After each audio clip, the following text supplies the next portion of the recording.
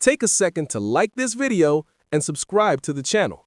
It helps more people find these stories. Imagine one of Hollywood's most beloved faces, known for his hesitant voice and genuine charm, sitting in the cockpit of a B-24 bomber, flying over Nazi Germany as anti-aircraft artillery explodes all around. This wasn't a movie. This was real life. James Maitland Stewart, the man who captured America's heart with his innocence in It's a Wonderful Life, was also Colonel James Stewart of the United States Army Air Forces, a combat pilot who risked everything when he was at the peak of his fame. This is the extraordinary story of our Hollywood star transformed into a war hero, and how that experience forever changed not only the man, but also the actor he would become. Act 1. The Reluctant Star. The Boy from Indiana, Pennsylvania. Jimmy Stewart was born on May 20th, 1908, in Indiana, Pennsylvania, a small town where everyone knew everyone. His father owned a hardware store, a business that had existed for generations in the Stewart family. Unlike many who dreamed of Hollywood, Jimmy had other passions. He loved architecture, building things, understanding how machines worked. At Princeton University, he studied architecture, not acting. But fate had other plans. The Rise in Hollywood, 1935 to 1941. It was almost by accident that Stewart ended up in Hollywood in the early 1930s. His Princeton roommate, Joshua Logan, convinced him to try theater. And when he arrived in California, something magical happened. There was something about Jimmy Stewart that the camera loved. It wasn't just his tall, gangly appearance or that unique voice that stumbled over words.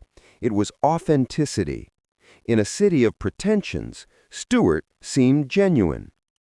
In 1939, he starred in Mr. Smith Goes to Washington, directed by Frank Capra. The film made him a star. His portrayal of Jefferson Smith, the idealistic senator fighting corruption, touched America's soul.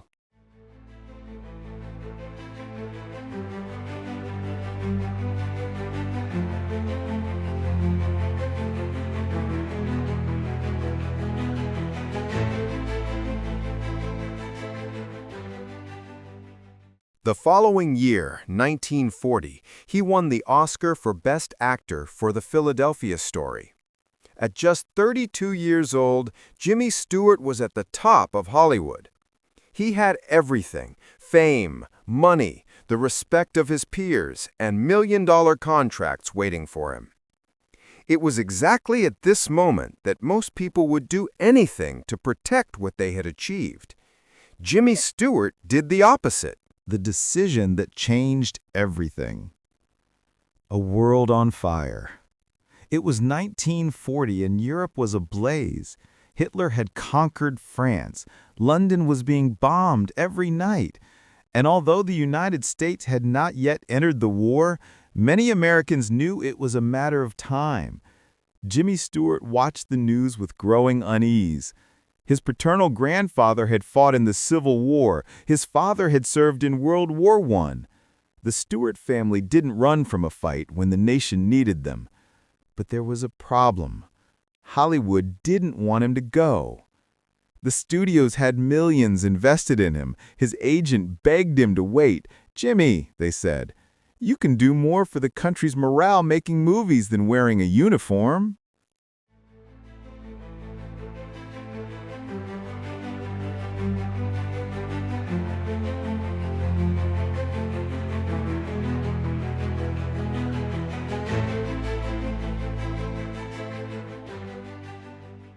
The problematic enlistment. In March 1941, 9 months before Pearl Harbor, Stewart tried to enlist in the Army Air Forces. He was rejected. The reason? He was underweight. At 6 feet 3 inches tall, he weighed only 138 pounds. The minimum requirement was 143 pounds.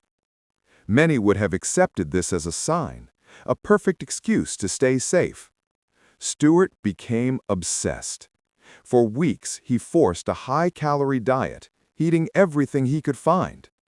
When he returned for another exam on March 22, 1941, he had gained enough weight. This time, he was accepted. The real sacrifice. Let's understand the magnitude of what Stewart was doing. In 1941, he was earning the equivalent of millions of today's dollars. He was one of Hollywood's biggest stars. His career was taking off. And he abandoned it all to become a private, earning $21 a month. MGM, his studio, was furious. Louis B. Mayer tried everything to make him change his mind. Other actors were doing war bond tours, making public appearances. Why did he actually need to go? But Stewart was firm. He told a reporter, "This country has given me everything. If I can't give back now, then when?" When Pearl Harbor was attacked in December 1941, Jimmy Stewart had already been in training for months. The unlikely warrior, from actor to aviator. Stewart didn't want to be a symbol. He didn't want to stay safe in the United States making training videos or public appearances. He wanted to fly in combat. There was just one problem. In 1941, at 33 years old, he was too old to be a fighter pilot. The maximum age was 27. But Stewart had something that made him perfect for another role. He was intelligent, had natural leadership skills, and, thanks to his passion for civilian aviation before the war, he already knew how to fly. He became a bomber pilot.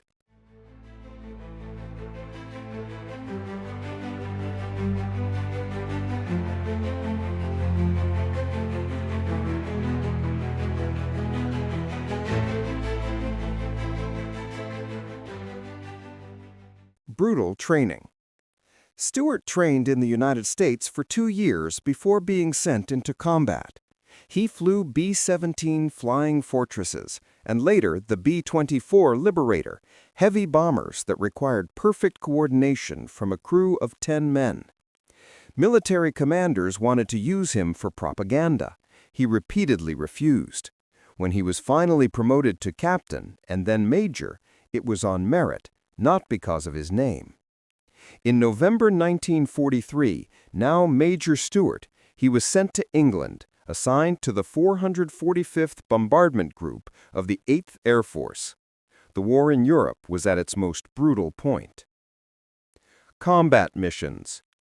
Life as a bomber pilot over Nazi Europe was a calculated nightmare. Missions lasted hours, flying in tight formation at 25,000 feet, where temperatures reached -60 degrees Fahrenheit. German anti-aircraft artillery, called flak, turned the sky into a storm of exploding metal. Messerschmitt and Focke-Wulf fighters attacked the formations, targeting the most vulnerable bombers. The casualty rate was terrifying. In 1943-1944, a bomber crewman's chance of completing the mandatory 25 missions was less than 50%. Jimmy Stewart flew not 25, but 20 combat missions over Germany and occupied France. The most dangerous targets. Stewart led missions against some of Germany's most heavily defended targets. In March 1944, he commanded a formation of bombers in an attack on Berlin, the heart of the Nazi Reich. The mission was brutal. Of the bombers that took off, several didn't return. Those that came back were riddled with machine gun holes and flak fragments. Stewart had to make life and death decisions. When to hold formation, when to disperse, how to balance completing the mission with bringing his men home.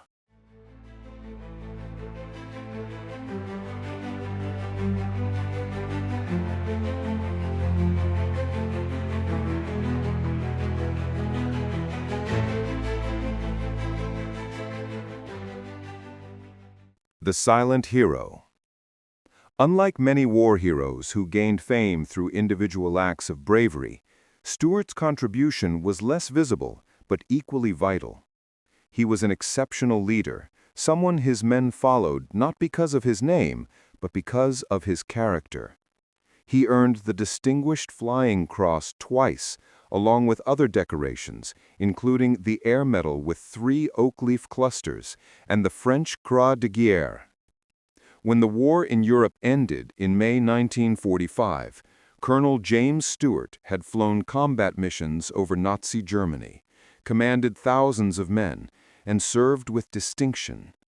But the man who returned from war was not the same one who had left. The complicated return. Back to Hollywood. In August 1945, Stewart returned to the United States. The war was over. He had survived. It should have been a moment of triumph, but Stewart was broken inside. Today, we would recognize the signs: nightmares, insomnia, startling at loud noises, emotional disconnection. Stewart likely suffered from PTSD, although at the time this wasn't recognized or treated. He returned to Hollywood, but the city had changed, or perhaps it was he who had changed. The bright lights, the superficial parties, the trivial concerns about which film to make next, it all seemed absurdly unimportant. The transformation of the actor. Frank Capra, the director who had made Stewart a star before the war, offered him a role in a new film, It's a Wonderful Life. The film, which today is considered a classic, was a box office failure when released in 1946, but Stewart's performance was different from anything he had done before. The pre-war Jimmy Stewart brought innocence, optimism, charming. The post-war Jimmy Stewart brought depth, darkness, a visceral understanding of human despair. Watch the scene where George Bailey, his character, breaks down in the bar, desperately praying for help. There's no acting there. It's a man who has known hell showing his soul.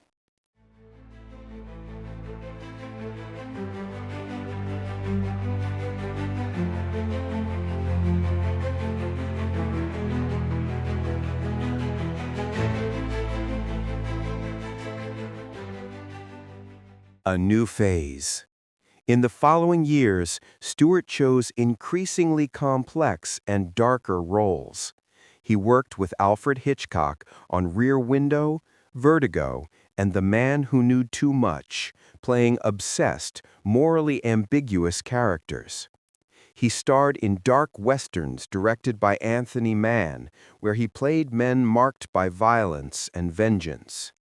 Film critic Roger Ebert later wrote, "The war transformed Stewart from a charming actor into a great actor. He brought something back from the war that the screen had never seen in him before, the ability to portray darkness. Never stopped serving." Even after the war, Stewart didn't leave military service. He remained in the Air Force Reserve, being promoted over the decades. In 1966, at 58 years old, he flew as an observer on a combat mission during the Vietnam War, piloting a B-52. He remained in the reserves until 1968. In 1959, he was promoted to Brigadier General, becoming the highest-ranking officer who was ever a movie star. The epitome of the warrior celebrity. If there is a perfect example of a warrior celebrity, it's Jimmy Stewart. Not because he used his fame to avoid danger, but because he did exactly the opposite. He had every opportunity to serve symbolically, to make safe appearances and return home as a propaganda hero. Instead, he insisted on flying real combat missions, leading men on deadly operations, putting himself in genuine danger. And then, when he returned, he didn't exploit his military experience for personal gain.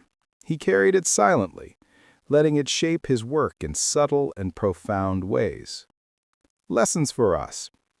In an era when celebrities are often criticized for superficiality or hypocrisy, Jimmy Stewart's story reminds us of what's possible when privilege meets purpose. He shows us that, first, character matters more than fame. Stewart could have protected his career, but chose something greater. Second, true leadership comes from serving others. He didn't lead from the rear or from a safe position. He flew the same deadly missions as his men. Third, difficult experiences can deepen us. The war traumatized Stewart, but it also transformed him into a deeper artist, capable of touching universal human truths.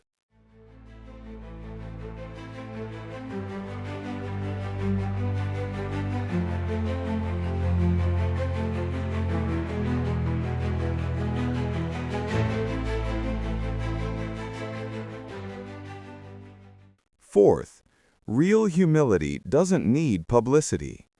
The greatest heroes are often those who speak least about their heroism. The end of the story. Jimmy Stewart died on July 2, 1997, at 89 years old. He had been married to Gloria for 45 years until her death in 1994. He had a career that lasted 6 decades, with more than 80 films. His funeral included full military honors. An Air Force general read a statement. Brigadier General James Stewart, actor, pilot, patriot. His mission in this life is complete. But perhaps the best tribute came from a veteran who had served under his command, who wrote years later, "We had the privilege of serving under many brave officers, but Colonel Stewart was special. He didn't need to be there. He chose to be, and that choice, more than any medal, showed us what it means to be a true man."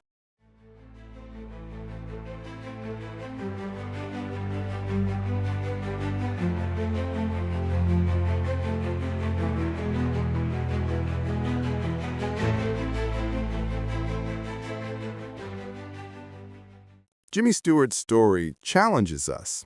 In an age of cynicism, it offers us an example of authenticity. In an age of self-promotion, it shows us the power of humility. In an age when many seek shortcuts, it reminds us that some paths are worth walking, no matter how difficult. James Maitland Stewart wasn't just a movie star or a war hero. He was both, fully, without compromise. And in that, he shows us what's possible when talent meets courage, when privilege meets purpose, when fame meets genuine service. This was the story of Jimmy Stewart, the man who conquered Hollywood, fought for freedom, and in the process showed us what it truly means to be extraordinary. Take a second to like this video and subscribe to the channel. It helps more people find these stories.